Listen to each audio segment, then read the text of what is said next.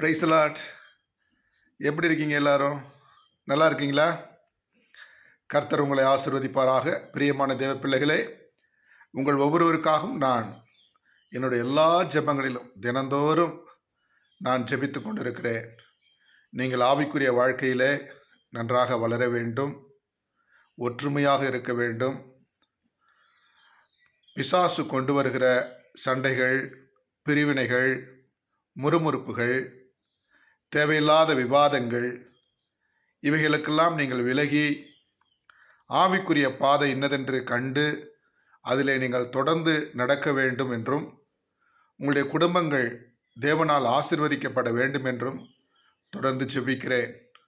நிச்சயமாக உங்களுடைய வாழ்க்கையில் ஒரு பெரிய வெற்றியை, ஆசீர்வாதத்தை, தேவனுடைய மகிமையான காரியங்களை நீங்கள் காண்பீர்கள். இன்றைக்கு கர்த்தருடைய வார்த்தையை நாம் சிந்திக்கப் போகிறோம். என்னோடு கூட எடுத்துக்கொள்ளுங்கள். யோவான் எழுதின சுவிசேஷம் 21ஆம் அதிகாரம், அதிலே 1 14 வசனங்கள் நான் உங்களுக்காக வாசிக்கிறேன். எல்லோரும் கவனமாக கேளுங்கள். இவைகளுக்கு பின்பு இயேசு திபேரியா கடற்கரையிலே மறுபடியும் சீஷருக்கு தம்மை வெளிப்படுத்தினார். வெளிப்படுத்தின விவரமாவது: சீமோன் பேதுருவும், திதிமு என்னப்பட்ட தோமாவும், கலிலேயா நாட்டிலுள்ள கானா ஊரானாகிய நாத்தான்வேலும், செபதேயுவின் குமாரரும், அவருடைய சீஷரில் வேறு 2 பேரும் கூடியிருக்கும்போது, சீமோன் பேதுரு மற்றவர்களை நோக்கி, மீன் பிடிக்கப் போகிறேன் என்றான். அதற்கு அவர்கள், நாங்களும் உம்முடனே கூட வருகிறோம் என்றார்கள். அவர்கள் புறப்பட்டு போய் உடனே படவேறினார்கள். அந்த ராத்திரியிலே அவர்கள் ஒன்றும் பிடிக்கவில்லை. விடியற்காலமான போது இயேசு கரையிலே நின்றார். அவரை இயேசு என்று சீஷர்கள் அறியாதிருந்தார்கள். இயேசு அவர்களை நோக்கி, பிள்ளைகளே, புசிக்கிறதற்கு ஏதாகிலும் உங்களிடத்தில் உண்டா என்றார். அதற்கு அவர்கள், ஒன்றுமில்லை என்றார்கள். அப்பொழுது அவர், நீங்கள் படவுக்கு வலதுபுறமாக வலையை போடுங்கள், அப்பொழுது உங்களுக்கு அகப்படும் என்றார். அப்படியே அவர்கள் போட்டு திரளான மீன்கள் அகப்பட்டதினால் அதை இழுக்க மாட்டாதிருந்தார்கள். ஆதலால் இயேசுவுக்கு அன்பாயிருந்த சீஷன் பேதுருவை பார்த்து, அவர் கர்த்தர் என்றான். அவர் கர்த்தர் என்று சீமோன் பேதுரு கேட்டவுடனே, தான் வஸ்திரமில்லாதவனா இருக்கிறபடியால் தன் மேற்சட்டையை கட்டிக்கொண்டு கடலிலே குதித்தான். மற்ற சீஷர்கள் கரைக்கு ஏறக்குரிய 200 முழ தூரத்திலே இருந்தபடியினால் படவில் இருந்து கொண்டே மீன்களுள்ள வலையை இழுத்து கொண்டு வந்தார்கள். அவர்கள் கரையிலே வந்திறங்கின போது கரிநெருப்பு போடப்பட்டிருக்கிறதையும் அதன் மேல் மீன் வைத்திருக்கிறதையும் அப்பத்தையும் கண்டார்கள். இயேசு அவர்களை நோக்கி, நீங்கள் இப்பொழுது பிடித்த மீன்களில் சிலவற்றை கொண்டு வாருங்கள் என்றார். சீமோன் பேதுரு படவில் ஏறி 153 பெரிய மீன்களால் நிறைந்த வலையை கரையிலே இழுத்தான். இத்தனை மீன்கள் இருந்தும் வலை கிழியவில்லை. இயேசு அவர்களை நோக்கி, வாருங்கள், போஜனம் பண்ணுங்கள் என்றார். அவரை கர்த்தர் என்று சீஷர்கள் அறிந்தபடியால் அவர்களில் ஒருவனும் நீர் யார் என்று கேட்க துணியவில்லை. அப்பொழுது இயேசு வந்து அப்பத்தையும் மீனையும் எடுத்து அவர்களுக்கு கொடுத்தார். இயேசு மரித்தோரிலிருந்து எழுந்த பின்பு தம்முடைய சீஷருக்கு அருளின தரிசனங்களில் இது 3வது தரிசனம். பிரியமான தேவ பிள்ளைகளே, நாம் வாசித்ததான இந்த பகுதியிலே பார்க்கிறோம், ஆண்டவராகிய இயேசு கிறிஸ்து உயிர்த்தெழுந்த பிற்பாடு தன்னுடைய சீடர்களுக்கு அவர் தரிசனமாகிறார். அப்படி தரிசனமானதிலே இது 3வது தரிசனம் என்று சொல்லப்பட்டிருக்கிறது. வேதத்திலே ஆண்டவர் உயிர்த்தெழுந்த பிற்பாடு பல பேருக்கு பல தருணங்களிலே அவர் தரிசனம் கொடுத்திருக்கிறார். கிட்டத்தட்ட ஒரு 10 12 முறை அவர் தரிசனமானதாக வேதத்திலே இடம்பெற்றிருக்கிறது. ஆனால் சீஷர்களோடு இந்த இடத்திலே அவர் தரிசனமானது 3வது முறை என்று வேதம் சொல்லுகிறது. அப்போ முதல் 2 முறை எங்கே அவர் தரிசனமானார் என்று சொன்னால், அவர் உயிர்த்தெழுந்த அன்று சாயங்காலத்திலேயே பூட்டப்பட்டிருந்த வீட்டிற்குள்ளே இயேசு தரிசனமாகி அவர்களுக்கு சமாதானத்தை கூறினார். பயத்திலிருந்து அவர்களை விடுதலையாக்கினார். அந்த இடத்திலே தோமா என்பவர் இல்லாதபடியினால் திரும்ப 8 நாட்கள் கழித்து மீண்டும் அவர்களுக்கு தரிசனமானார். இப்போ 2 முறை ஏற்கனவே இதே யோவான் புஸ்தகத்தில் 20ஆம் அதிகாரத்தில் எழுதப்பட்டிருக்கிற அந்த பகுதியிலே தரிசனமாக இருக்கிறார். இது 3வது தரிசனம். அந்த 2 தரிசனத்துக்கு பிற்பாடு கிட்டத்தட்ட ஒரு 35 நாட்களுக்கு அப்புறம் இந்த தரிசனம் அவர்களுக்கு கொடுக்கப்பட்டிருக்கிறது. ஏனென்று சொன்னால், இயேசு கிறிஸ்து உயிர்த்தெழுந்த 40வது நாள் அவர் பரலோகத்திற்கு எடுத்துக்கொள்ளப்பட்டார். அப்போ அந்த 40வது நாளுக்கு முன்பாக ஒரு தரிசனம் கொடுக்கப்பட்டிருக்கிறது அவர்களுக்கு. அது 3வது தரிசனம் என்று சொல்லப்படுகிறது. இங்கே என்ன சம்பவம் நடைபெறுகிறது அப்படின்னு சொன்னால், பேதுருவும் அவனோடு கூட உள்ள மற்ற சீஷர்களும் அவர்கள் இருக்கிற போது, நான் மீன் பிடிக்க செல்லுகிறேன் என்று போகிறான். அவனோடு கூட எல்லோரும் சென்று மீன் பிடிக்க செல்லுகிறார்கள். இரவெல்லாம் பிரயாசப்பட்டு மீன்கள் கிடைக்கவில்லை. அவர்கள் பசியோடு வருகிறார்கள். அப்பொழுது கரையிலே நின்று ஆண்டவர் அவர்களிடத்தில் ஏதாவது இருக்கிறதா என்று கேட்கிறார். ஒன்றுமில்லை என்கிறார்கள். வலது பக்கமாக வலையை போடுங்கள் என்கிறார். வலையை போட்டவுடனே திரளான மீன்கள் கிடைக்கிறது. இதை பார்த்தவுடனே அந்த சீடன் இவர் கர்த்தர் என்று சொல்லுகிறார். பிற்பாடு அவர்கள் கரைக்கு வந்த பிற்பாடு அங்கே ஆண்டவராகிய இயேசு கிறிஸ்து அவர்களுக்காக கரிநெருப்பை உண்டாக்கி அதிலே மீன்களையும் சமைத்து அப்பத்தையும் வைத்து அதை சாப்பிட கொடுக்கிறார். எனக்கு அருமையான தேவ பிள்ளைகளே, இந்த சம்பவத்திலிருந்து நாம் என்ன கற்றுக்கொள்ளப் போகிறோம்? இன்றைக்கு இதிலிருந்து ஒரு 3 முக்கியமான பாடங்களை நாம் கற்றுக்கொள்ளப் போகின்றோம். ஒரு 3 முக்கியமான பாடங்கள். அவைகள் என்ன? அது என்னவென்று சொன்னால், முதலாவது, தேவன் இல்லாமல் நீங்கள் படுகிற பிரயாசங்கள் எல்லாமே விருதாக போய்விடும். தேவன் இல்லாமல் நீங்கள் படுகிற கஷ்டங்கள், போராட்டங்கள், முயற்சிகள் ஒன்றுக்கும் உபயோகப்படாது என்பதை நாம் புரிந்து கொள்ள வேண்டும். இங்கே ஆண்டவரை ஒரு 3 வாரங்களாக அல்லது 4 வாரங்களாக அவர்கள் தரிசிக்கவில்லை. அதற்குள்ளாக அவர்கள் சோர்ந்து போகிறார்கள். மனதிலே சோர்வு வருகிறது. உலகத்தின் போராட்டத்தை அவர்களால் எதிர்த்து போராட முடியவில்லை. அவர்களுக்குள்ளாக உலகத்தினுடைய சிந்தனைகள் புகுந்து விடுகிறது. உலகத்தின் சிந்தனைகள் புகுந்த பிற்பாடு தேவனை சிந்திக்க அங்கு நேரமில்லை. இப்பொழுது தேவன் அவர்களோடு போதித்தது, மீண்டும் அவர்களுக்கு தரிசனமாகி அவர்களோடு சொன்னது எல்லாவற்றையும் அவர்கள் மறந்து, தேவன் அவர்களை எதற்காக அழைத்தாரோ அந்த அழைப்பை மறந்து, தேவன் அவர்களுக்கு கொடுத்த பொறுப்புகளை மறந்து, உயிர்த்தெழுந்த அந்த தெய்வத்தை உலகத்திற்கு சொல்ல வேண்டுமே என்கிற எண்ணம் இல்லாமல் அவர்கள் மீண்டும் உலகத்திற்குள் சென்று உலகத்தோடு ஒன்றாக இணைந்துவிடவே எண்ணினார்கள். பிரியமான தேவ பிள்ளைகளை நன்றாக புரிந்து கொள்ளுங்கள். சில நேரங்களிலே நாம் தேவனோடு தொடர்பு இல்லாத சூழ்நிலையில் இந்த உலகம் நம்மை ஆக்கிரமித்து கொள்ளும். இந்த உலகம் நம்மை ஆக்கிரமிக்கிற போது ஆவிக்குரிய சிந்தனைகள் நமக்கு வராமல் இந்த உலகத்தின் சிந்தனைகள் உண்டாகி உலகத்தோடு ஒன்றி போவதற்கான சூழ்நிலைகள் நமக்கு வரும். அதுபோலதான் இந்த சீஷர்களும் செய்கிறார்கள். இப்பொழுது அவர்கள் மீண்டும் பழைய வேலையாகிய அந்த வேலை, மீன் பிடிக்கிற வேலைக்கு புறப்பட்டு போகிறார்கள். நன்றாக புரிந்து கொள்ளுங்கள். தேவனுக்கும் நமக்கும் உறவுகள் துண்டிக்கப்படுகிற போது நாம் நம்முடைய பழைய வாழ்க்கையில் அல்லது பாவ வாழ்க்கையில் பல தூரம் கடந்து போயிருப்போம். ஆனால் தேவனோடு கூட இருக்கிற உறவு எப்பொழுதும் புதுப்பிக்கப்பட வேண்டும். அப்பொழுதுதான் நாம் இந்த உலகத்திற்கு எதிராக சிந்தித்து போராடி நமக்காக வைக்கப்பட்டிருக்கிற அந்த நித்திய உலகத்திற்காக ஆயத்தப்பட முடியும்.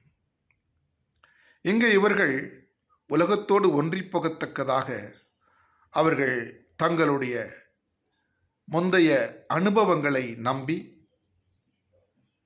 தங்களுடைய திறமைகளை நம்பி, தங்களுக்கு இருக்கிற சாதகமான சூழல்களை நம்பி அந்த பழைய வேலைக்கு செல்லுகிறார்கள். அவர்கள் பிரயாசப்பட்டாலும் ஒன்றுமே அவர்கள் பிடிக்கவில்லை என்று வேதம் சொல்லுகிறது. அவர்கள் மீன் பிடிப்பதிலே கை தேர்ந்தவர்கள். அவர்கள் நிச்சயமாக நன்றாக அனுபவசாலிகள். இந்த இடத்தில் அவர்களுடைய அனுபவம், அவர்களுடைய முயற்சி, அவர்களுடைய சாதகமான சூழல் ஒன்றுமே அவர்களுக்கு கைகூடி வரவில்லை என்பதை நாம் புரிந்து கொள்ள வேண்டும். தேவனை விட்டுவிட்டு நம்முடைய சொந்த முயற்சியில், சொந்த அனுபவத்தில் நாம் எதையாவது செய்ய நினைத்தோம் என்று சொன்னால் நிச்சயமாக அது நமக்கு தோல்வியிலே முடியும், கஷ்டத்திலே முடியும், பிரச்சனையிலே முடியும். தேவனுடைய பிள்ளைகளே, தேவனை சார்ந்து நாம் எதையும் செய்ய கற்றுக்கொள்ள வேண்டும். வேதம் சொல்லுகிறது, சங்கீதம் 127 அதிகாரம் 1 கர்த்தர் வீட்டை கட்டாராகில் கட்டுகிறவர்களின் பிரயாசம் விருதா. கர்த்தர் வீட்டை காவாராகில் காவல்காரர்கள் விழித்திருப்பதும் விருதா என்று வேதம் சொல்லுகிறது. இந்த மனிதர்களுடைய பிரயாசம், அவர்களுடைய முயற்சி, அவர்களுடைய அனுபவம் எல்லாம் உண்மைதான். ஆனால் தேவன் இல்லை என்று சொன்னால் அனைத்தும் வீணாக போய்விடும். உங்களிடத்திலே திறமைகள் இருக்கிறது, பொருளாதாரம் இருக்கிறது, மனிதர்களுடைய ஆதரவு இருக்கிறது. அதை மாத்திரம் நம்பி நீங்கள் ஒரு காரியத்தை செய்ய போனீர்கள் என்று சொன்னால் நிச்சயம் உங்களுக்கு தோல்வி வருவது உறுதியாகிவிடும். ஆகவே தேவ பிள்ளைகளே, கர்த்தர் நம்முடைய செயலிலே இருக்க வேண்டும். அப்பொழுதுதான் அது நமக்கு கைகூடி வரும்.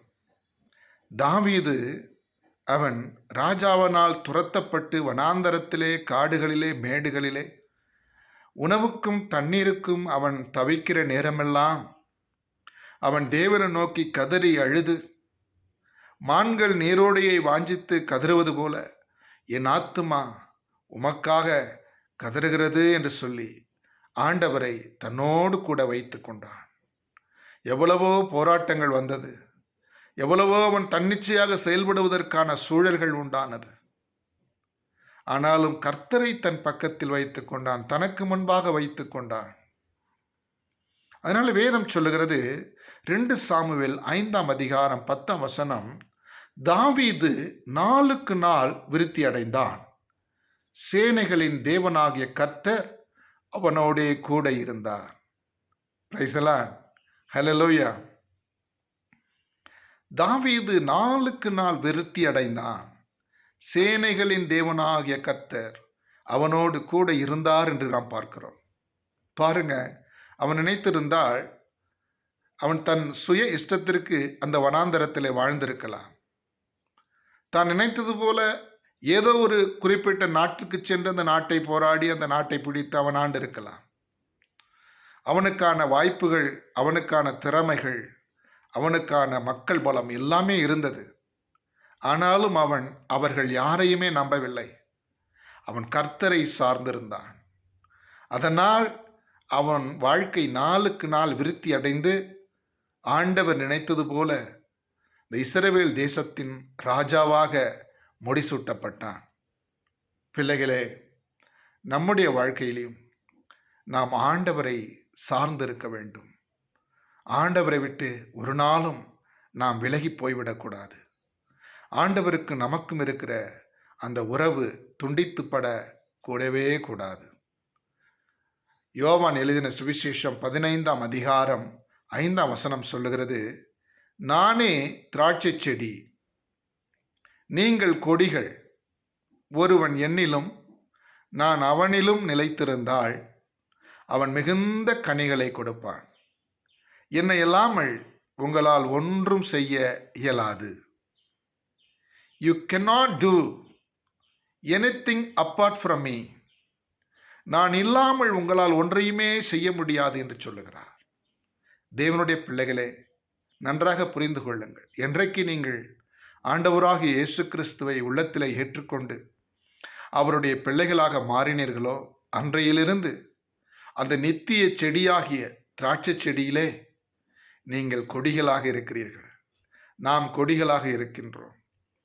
கொடியானது எப்பொழுதும் செடியோடு இணைந்திருக்கும் பொழுதுதான் செழிப்பாக இருக்க முடியும், ஜீவனோடு இருக்க முடியும், கனிகளை கொடுக்க முடியும். இந்த கொடியானது நான் செடியோடு இருக்க விரும்பவில்லை என்று தன்னைத்தானே தரித்து கொண்டு நான் தனியாக இருந்து நான் கனிகளை கொடுப்பேன் என்று எண்ணினால் நிச்சயமாக அந்த செடி கருகி போகுமே ஒழிய அது கனிகளை கொடுக்காது. ஆகவே தேவனுடைய பிள்ளைகளே, தேவனோடு இணைந்து இல்லாமல் நான் தனியாக இருந்து ஒரு காரியத்தை செய்து விடுவேன், முடித்து விடுவேன், நான் தனியாக இந்த பூமியிலே ஆண்டவர் இல்லாமல் வாழ்ந்து விடுவேன் என்று சொல்லி ஆண்டவரை விட்டு தூரம் போய் ஆண்டவருக்கு பிடிக்காத காரியங்களை உங்கள் இஷ்டப்படி நீங்கள் செய்தால் நிச்சயம் உங்கள் வாழ்க்கை செழிக்காது.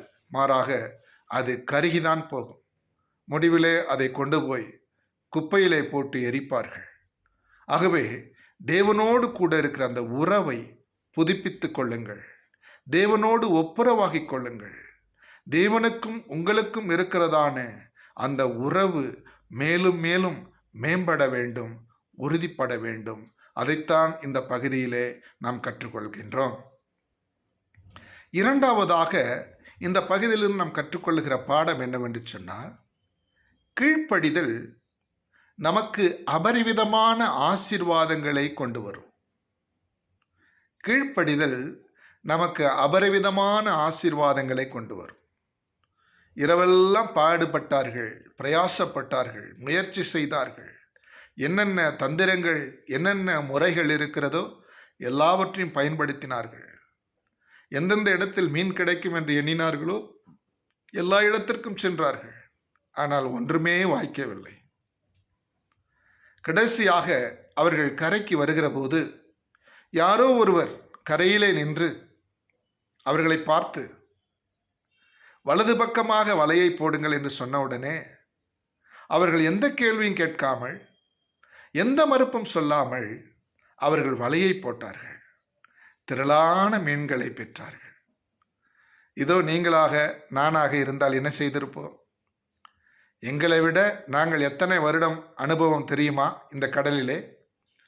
நாங்கள் சிறு பிள்ளையாக இருக்கும்போதே மீன் பிடித்து பழக்கப்பட்டவர்கள். நாங்கள் இவ்வளவு முயற்சி செய்துவிட்டு அந்த ஆழமான பகுதியெல்லாம் வலையை போட்டு ஒன்றும் கிடைக்கவில்லை. இந்த கரைக்கு வர இடத்தில்தான் எங்களுக்கு மீன் கிடைக்கப் போகிறதா? யாரையா நீ என்று சொல்லி நாம் அவர்களை திட்டியிருப்போம், மறுத்து பேசியிருப்போம், அலட்சியம் செய்திருப்போம். ஆனால் அவர்கள் தேவனுடைய வார்த்தைக்கு கீழ்ப்படிந்து அதை போடுகிறதை நாம் பார்க்கின்றோம். தேவ பிள்ளைகளே, நீங்கள் கீழ்ப்படிந்தால் திரளான ஆசீர்வாதங்களை பெற்றுக்கொள்வீர்கள். வேதம் சொல்லுகிறது, உபாகமம் 28ஆம் அதிகாரம் 1ஆம் வசனம், அவர் சத்தத்திற்கு உண்மையாய் செவி கொடுப்பாயானால் உன் தேவனாகிய கர்த்தர் பூமியில் உள்ள சகல ஜாதிகளிலும் உன்னை மேன்மையாக வைப்பார்.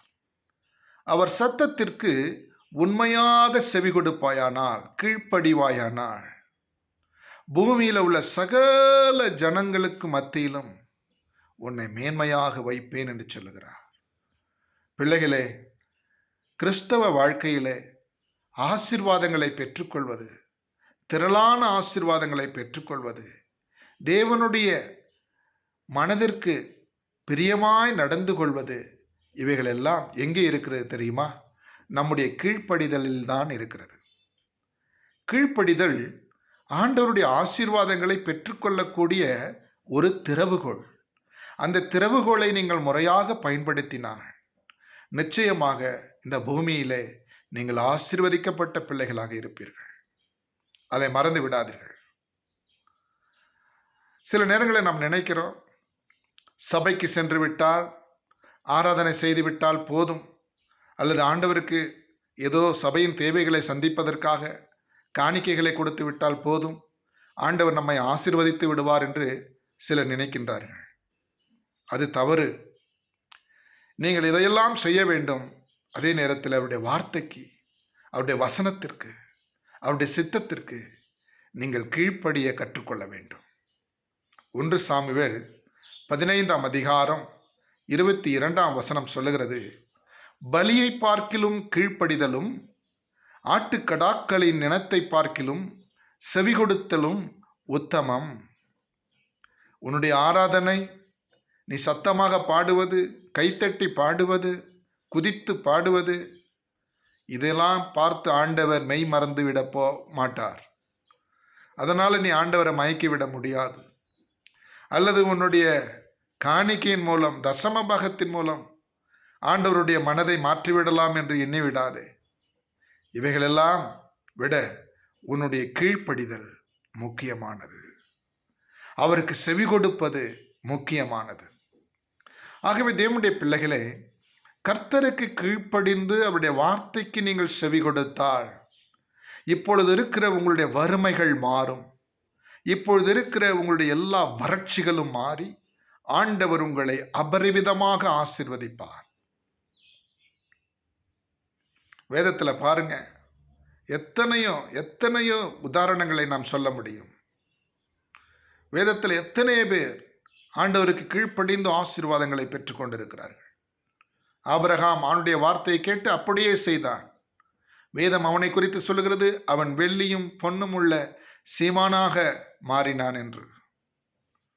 சாரிபாத் விதவை எந்த பதிலும் சொல்லாமல் ஆண்டவருடைய ஊழியக்காரனுடைய வார்த்தைக்கு கீழ்ப்படிந்து செய்த பொழுது அந்த பஞ்ச நாட்களெல்லாம் அவள் பசியில்லாமல் வாழ்வதற்கு ஆண்டவர் உதவி செய்தார். தேவனுடைய பிள்ளைகளே, கர்த்தருக்கு கீழ்ப்படியுங்கள், ஆசீர்வாதங்களை பெற்றுக்கொள்ளுங்கள். குறுக்கு வழியை தேடாதீர்கள், சுய புத்தியை சாராதீர்கள். உன்னுடைய சொந்தக்காரர்கள் அல்லது உன்னுடைய நண்பர்கள் அல்லது இந்த உலகத்தில் இருக்கக்கூடிய யாரோ ஒருவர் ஆண்டவருடைய வார்த்தைக்கு செவி கொடுக்காதபடிக்கு உன்னை மயக்கி வேறு வழியிலே உன்னை கொண்டு போனால் நிச்சயமாக அது உங்களுக்கு இழப்பாகத்தான் மாறும், தோல்வியாகத்தான் முடியும். ஆனால் ஆண்டவருடைய சத்தத்தை கேட்டு அவருடைய சமூகத்தில் அமர்ந்து அவருடைய சித்தத்தின்படி நீங்கள் எதையாவது செய்தாலும் அது உங்களுக்கு நிறைவான பலனை கொடுக்கும். கர்த்தருடைய வார்த்தைக்கு செவி கொடுத்து நீங்கள் சிறுசாய் விதைத்தாலும் அது உங்களுக்கு பெருசான பலனை கொடுக்கும். ஆண்டுடைய வார்த்தைக்கு கீழ்ப்படியாமல் நீங்கள் எவ்வளவு பெருசாக விதைத்தாலும் அது உங்களுக்கு சிறுசா கூட இல்லை, நஷ்டத்தில் தான் முடியும். ஆகவே கர்த்தருக்கு கீழ்ப்படிந்து திரளான ஆசீர்வாதங்களை பெற்றுக்கொள்வோம். வலை கிழியத்தக்கதாக 153 பெரிய மீன்களை அவர்கள் பெற்றுக்கொண்டார்கள் என்று நாம் பார்க்கிறோம். ஆகவே பிள்ளைகளே, கர்த்தருக்கு கீழ்ப்படிந்து நிறைவான ஆசீர்வாதங்களை நாம் பெற்றுக்கொள்ள முற்படுவோம். மூன்றாவதாக இந்த பகுதியில் இருந்து நாம் கற்றுக்கொள்ளக்கூடிய பாடம் என்னவென்று சொன்னால், தேவனுடைய அன்பும் பராமரிப்பும். ஆண்டவர் தம்முடைய பிள்ளைகள் மீது எவ்வளவு அன்பும் அவர்களை எவ்வளவு அதிகமாகவும் போஷிக்கிறார் என்பதை நாம் பார்க்க முடியும். பிரியமான தேவ பிள்ளைகளே, இந்த சீஷர்கள் இரவெல்லாம் பிரயாசப்படுகிறார்கள். அவர்கள் எதற்காக பிரயாசப்படுகிறார்கள்? சாப்பிடுவதற்காக. ஆனால் ஒன்றுமே கிடைக்கவில்லை. அதனால்தான் அவர்கள் திரும்பி வருகிற போது ஆண்டவர் கேட்கிறார், சாப்பிடுவதற்கு ஏதாவது இருக்கிறதா என்று. ஏனென்றால் அவர்கள் மீன் பிடிக்க சென்றது சாப்பிடணும். எத்தனை நாள் பட்டினி இருந்தாங்கன்னு தெரியல. ஆண்டவர் அவங்கள சந்திக்காத இருந்ததுனால எத்தனை நாள் பட்டினியாக கிடந்தாங்கன்னு தெரியல. எங்கேயாவது மீனை பிடிச்சி நம்ம என்ன பண்ணலாம், சாப்பிட்லாம், அவிச்சு சாப்பிட்லாம் என்று சொல்லி அவர்கள் போனார்கள். ஆனால் அவர்களுக்கு ஒன்றுமே கிடைக்கல. அவங்க போன நோக்கம் சாப்பிட்றதுக்காக தான் போல இருக்குது. அதனால தான் ஆண்டவர் அவர்கள் திரும்பி வரும்போது கேட்குறார், பிள்ளைகளே சாப்பிடுவதற்கு ஏதாவது இருக்கிறதா? அவர்கள் சொல்லுகிறார்கள், ஒன்றுமில்லை. அதுக்கப்புறம் தான் வேறு இடத்துல மாற்றி போடுங்க வலைன்னு சொல்கிறார். அப்போ பாருங்கள் பிள்ளைகளே, அவர்கள் ஒன்றுமே இல்லை, இரவெல்லாம் கஷ்டப்பட்டாங்க, பிரயாசமெல்லாம் போச்சு, பலனெல்லாம் போச்சு, இப்போ விடிஞ்சு போச்சு, பசி எடுக்குது, பசியோடு தான் வர்றாங்க. இதை தெரிந்து வைத்திருந்து ஆண்டவர் என்ன பண்ணுகிறார், அவங்களுக்கு கரி நெருப்பை உண்டாக்கி அதில் மீன்களை சமைத்து அப்பத்தையும் வைத்து இதை சாப்பிடுங்கன்னு சொல்லி அவருக்காக காத்து கொண்டு இருக்கிறார். நம்முடைய வாழ்க்கையில் ஒன்று புரிந்து கொள்ள வேண்டும். சில பேர் இந்த மீன் பிடிக்கலாம் போயிருப்பாங்க. நம்முடைய சபையிலே மீன் பிடிக்கிற பிள்ளைகள் நீங்கள் இருக்கிறீர்கள். நீங்கள் கடலிலே அந்த காற்றின் மத்தியிலே அந்த அலைகளின் மத்தியிலே ஏதாவது கிடைக்கும் என்று உயிரை பணயம் வைத்து அந்த மீன் பிடிக்க சென்று அதுக்கான பிரயாசப்பட்டு கடைசியில் ஒன்றுமே கிடைக்கல, வெறும் வலை தான் கிடச்சிது அப்படின்னு அந்த வலையை எடுத்து போட்டில் போட்டுக்கிட்டு நீங்கள் மனக்கவலையோடு வருவீங்க. அந்த கரை ஏறுற போது நீங்கள் உழைத்த அந்த உழைப்பு நிமித்தம் உங்களுக்கு பசி எடுக்கும். ஒரு டீயாவது குடிக்கலான்னு நினைப்பீங்க. ஆனால் டீ குடிக்கக்கூட வழியிலேயே அப்படின்னு நினைக்கும்போது அந்த பசியோடு சேர்ந்து நம்முடைய மனசும் வலிக்கும். அது கவலையாக மாறும், விஷனமாக மாறும். நான் என்ன செய்வது, பிரயாசப்பட்டு ஒன்றும் கிடைக்கலேன்னு சொல்லி மன வருத்தத்தோடு, அந்த மன வருத்தம், அந்த கவலை, அந்த விஷனமெல்லாம் நம்முடைய பசியை மறத்து போக செய்துவிடும். விஷனத்தோடு இருக்கிறவர்கள் சாப்பிட பிடிக்காது. மன கவலையோடு இருக்கும்போது நமக்கு சாப்பாடு பிடிக்காது, சாப்பிடணுன்னே தோணாது. அதனால தான் கவலையோடு இருந்தாக்கா அவங்க சீக்கிரமாக இழைச்சி வீணாக போயிடுவாங்க. ஏன்னா சாப்பாடு இறங்காது. நன்றாக புரிந்து கொள்ளுங்கள் பிள்ளைகளே, நாம் கவலையோடு விசனத்தோடு இருக்கும்போது அந்த கவலையிலிருந்தும் அந்த விசனத்திலிருந்தும் நம்மளை தற்காலிகமாக விடுதலை பண்ணக்கூடியது ஒன்று இந்த உலகத்தில் இருக்கும் என்று சொன்னால் அது உணவு தான், வேற ஒன்றும் கிடையாது. அதனால தான் சில நேரங்களில் நமக்கு கவலை விஷனம் நம்ம இருதயத்தில் சோர்ந்து போய் சாப்பிடாமல் இருக்கும்போது யாராவது ஒருத்தர் பக்கத்தில் இருந்து நம்மளை வற்புறுத்தி இல்லை சாப்பிடுங்க, கொஞ்சமாவது சாப்பிடுங்க, கொஞ்சமாவது சாப்பிடுங்க அப்படின்னு நம்மளை சொல்லி வற்புறுத்தி நமக்கு சாப்பாடு கொடுப்பாங்க. அந்த சாப்பாடு சாப்பிட்ட உடனே நம்முடைய கவலை கொஞ்சம் மாறும். திரும்ப அந்த கவலையிலிருந்து நம்ம விடுதலை ஆவதற்கு அந்த உணவு நமக்கு போதுமான தெம்பை கொடுக்கும். அது நல்லா புரிஞ்சு கொள்ளுங்க. அதனால தான் சில நேரங்களில் சில வீடுகளில் மறிச்சிட்டாங்க அப்படின்னு சொன்னால் அந்த மரணம் அவங்களுக்கு விசனத்தையும் கவலையும் கொடுக்கும். ஆனால் பக்கத்தில் இருக்கிறவங்க என்ன பண்ணுவாங்க, எப்படியாவது அவங்களுக்கு சாப்பிடவே தோணாது, ஆனால் சாப்பிடுங்கன்னு சொல்லி அந்த சாப்பிடுவதற்கான சூழ்நிலை ஏற்படுத்துவாங்க.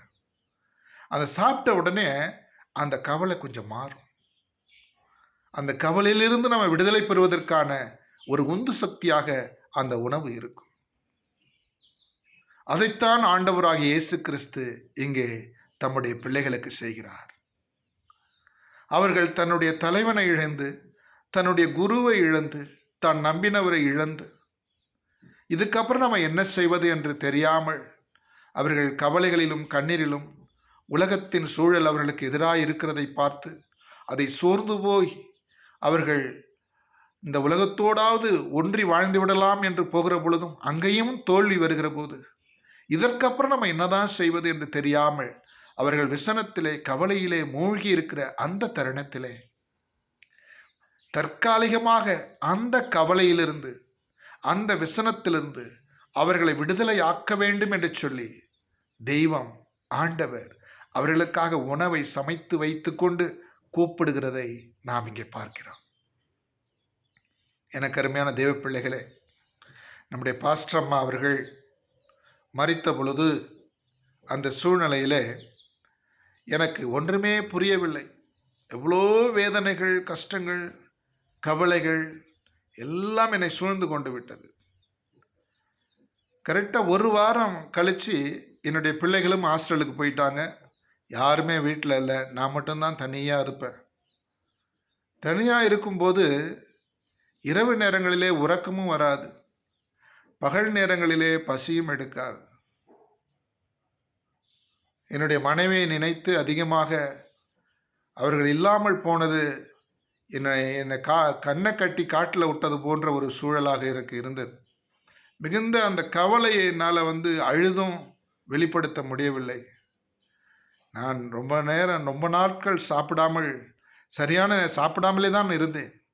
உறக்கமும் வராது. யாரும் என்னை அந்த நேரத்தில் கூட இருந்து உதவி செய்வதற்கு யாரும் இல்லை. ஆனால் நம்முடைய சபை விசுவாசிகள், கர்த்தருடைய பிள்ளைகள் அவ்வப்பொழுது எனக்கு ஃபோன் செய்து, ஐயா சாப்பிட்டீங்களா? கரெக்டாக அந்த சாப்பாடு நேரத்தில் கூப்பிட்டுருக்காங்க. கூப்பிட்டு ஆண்டவருடைய பிள்ளைகள், ஐயா சாப்பிட்டீங்களா? சாப்பிடுங்க, சாப்பிடாமல் இருக்காதீங்க, நாங்கள் வரட்டுமா அல்லது எங்கள் வீட்டுக்கு வரீங்களா அப்படின்னு ஆண்டவருடைய பிள்ளைகள் என்னோடு சொல்லியிருக்கிறார்கள்.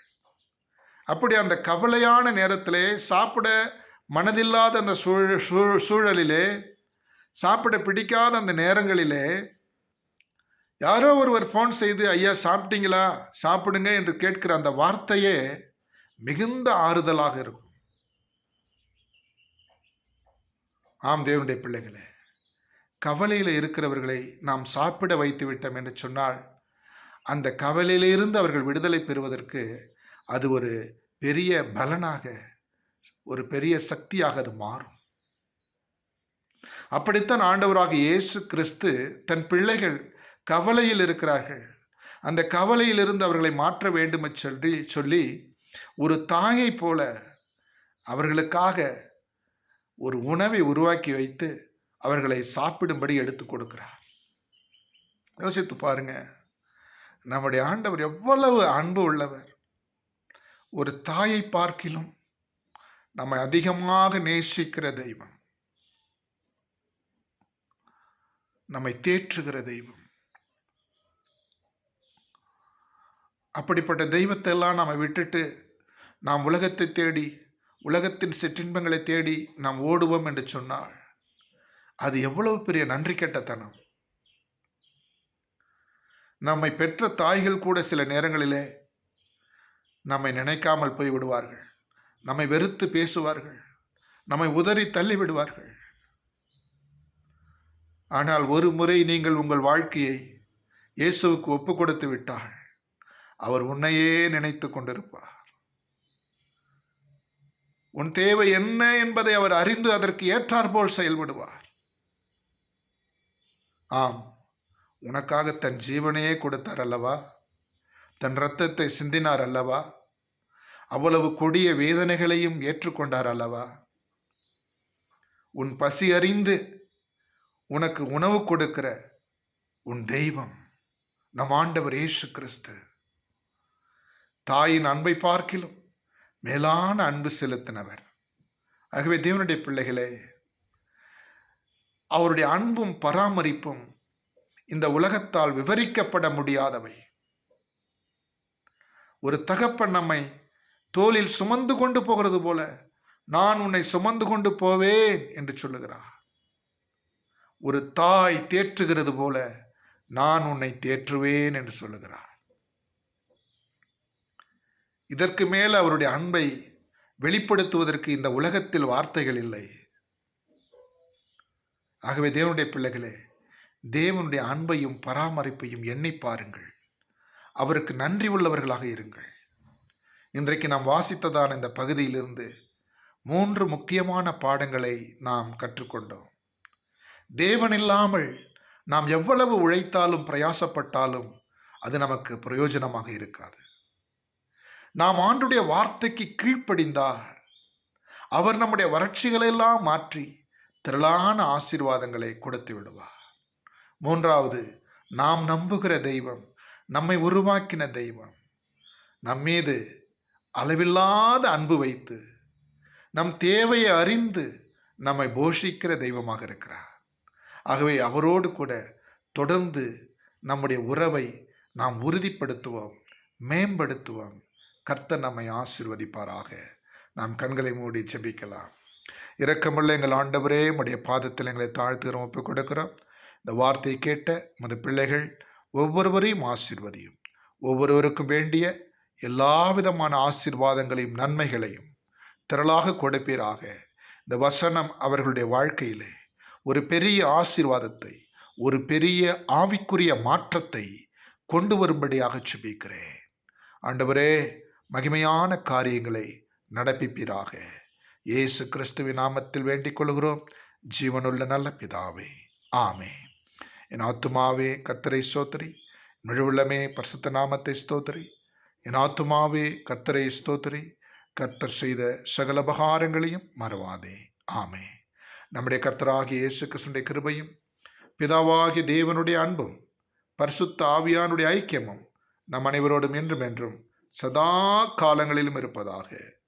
அல்லேலூயா, அல்லேலூயா, அல்லேலூயா. God bless you. God bless you. தெய்வம் உங்களை ஆசீர்வதிப்பாராக. எல்லாரும் சமாதானமாய் கடந்து செல்லுங்கள். மகிழ்ச்சியோடு கடந்து செல்லுங்கள். கர்த்தர் உங்களோடு கூட இருப்பாராக. ஆமேன், ஆமேன்.